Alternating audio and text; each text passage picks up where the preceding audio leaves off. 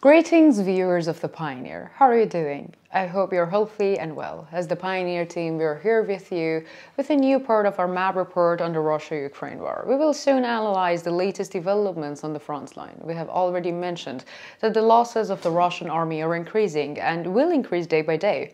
You remember, don't you? A very interesting data has emerged. According to this data, the Russian army had suffered more casualties in its offensive operations for nearly 2 months than the Ukrainian armed forces suffered during the nearly 3-month-long counteroffensives. This is frightening developments for Russia. The Ukrainian army's resistance is working. So what is the latest situation on the front line? Let's take a look together. As the Pioneer team, we continue to bring the Russia-Ukraine war to your screens. Don't forget to subscribe to our channel and turn on notifications so as not to miss our daily map reports and reports on the agenda. You can also support me and my hardworking team by using the super thanks button below the videos. Let's start if you are ready, the Pioneer reports.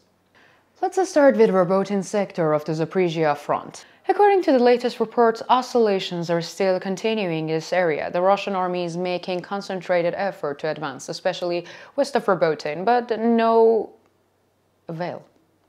As you will remember, the Ukrainian army has captured several positions in this region in recent days. These positions severely limited the maneuver and attack capability of the Russian troops. Although the Russian army tried to enter the Ukrainian positions west of Robotyne during the day, it was not successful, and the Ukrainian defense forces in the region managed to repel the Russian attacks. On the other hand, the Russian armed forces attempted to attack near Novoprokopivka and Verbov. Although there are intense counter-clashes and attacks here, the border between the two armies remains unchanged. The Ukrainian army is largely in control of its positions. Let's go with the artillery activity in the area. According to the latest reports, units of the Russian armed forces targeted Robotyne, Malaytok-Mokhta and Orikhiv. In contrast, artillery units of the Ukrainian armed forces targeted Novoprokopivka and Verbov. Let's briefly look at the situation in Vuhledar sector of the Zaporizhia front line. A similar situation as in the last few days continues in this area. Zaporizhia and Ukraine, which are under the control of the Ukrainian armed forces, are under Russian attack. However, they are not getting results. The Ukrainian army is still in control of its positions. In Vuhledar sector, nothing has changed for a long time. There are, of course, mutual clashes, but neither army is making gains. More precisely, the Russian army cannot make gains, because the strategy of the Ukrainian army here at the moment is to stop the attacks of the Russian army and ensure that the Russian army faces heavy losses. Let's look at the artillery activity in the region. According to the latest reports, artillery units of the Russian armed forces targeted Zaporizhia and Ukraine. Ukrainian artillery was working on Prirodny. We continue with the latest situation on the Donetsk front line. At the beginning of our report, we mentioned that the losses of the Russian army exceeded the losses of the Ukrainian army. Almost all of these losses of the Russian army occurred on the Donetsk front line.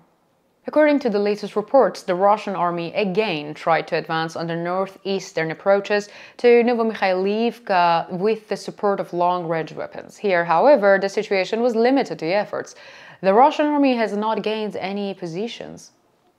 However, there is a situation that could be somewhat troublesome for the Ukrainian army. The Ukrainian garrison in a settlement has been semi-circled. Although it is not a complete encirclement, it is a dangerous situation. The Ukrainian army should consider a breakthrough operation. On the other hand, similar actions by units of the Russian armed forces near Nevelskoye, Permovskoye, and in the direction of Opitny did not lead to any gains. In addition, the Russian army launched a counterattack at the defense's breakthrough points on the southeastern outskirts of the Avdiivka. So here as well, the Ukrainian defense successfully defended and stopped the Russian army's breakthrough operations. Pretty interesting that the Russian aviation is also active in the region. According to the latest reports, after the bombardment by the Russian Air Force, Russian troops tried to advance near Stepnoe and Novobakhmutovka, which is controlled by the Ukrainian armed forces, and Ukrainian troops responded violently. As a result, the Russian army has no new gains here either. Let us look at the artillery activity in the region. According to the latest reports, Russian artillery targeted Ukrainian positions in Pobeda, Gorogorivka, the town of Krasnogorovka, Severnoye and Avdiivka. Ukrainian artillery hit Russian positions in Marinka, Donetsk and Yasynutovka. Let's continue with the Bakhmut front line. According to the latest reports, we observed that after the shelling on the Bakhmut front line, the Russian armed forces attacked the hills northwest of Klishchiivka. We also stated in previous reports, the Russian army cannot make progress here, and the region is literally turned into a knot. Therefore, it is reported that Russian aviation has started to take an active role in this region. And however, despite this, Russian troops have still not been able to make any significant gains. The Ukrainian army continues to protect its positions in this region. On the other hand, the Russian army intensified its attacks on the Certner line, especially near Ivanivsky. Intense counter-clashes and clashes are taking place. The main goal of the Russian army here is to ensure the spread of the Ukrainian army's lines. In this way, they are trying to divide the power of the Ukrainian army, but so far we can't say that this effort of the Russian army has yielded any results.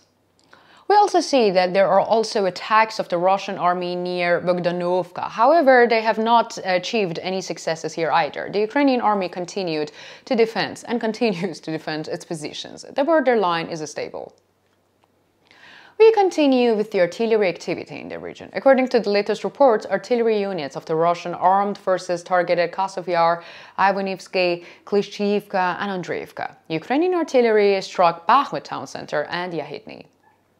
Let's continue with the Luhansk front line. According to the latest reports, a very active day was left behind the Luhansk front line. Information from the region shows that the Russian army captured a very few significant positions in the face of the heavy losses. According to reports, on the Luhansk front line, the Russian armed forces supported by long-range weapons attempt to advance towards Terny. The loss of this village means for the Ukrainian armed forces the collapse of their logistics on the left bank of the Zhrebets River. Therefore, the Ukrainian resistance here is constantly being reinforced. So far, there are no confirmed reports of the Russian military advances there. On the other hand, Ukrainian forces launched a counterattack in Tabiivka and regained control of some positions they had lost. Apart from this, there is no border change in this region.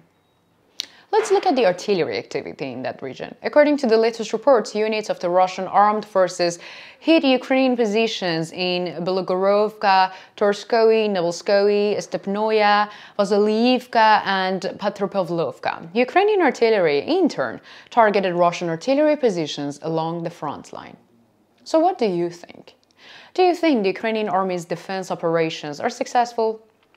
What are the losses of the Russian army? Why are the losses of the Russian army are so high? Will the Ukrainian army launch a counteroffensive? Let me know in the comments. Because I read and care about all your comments.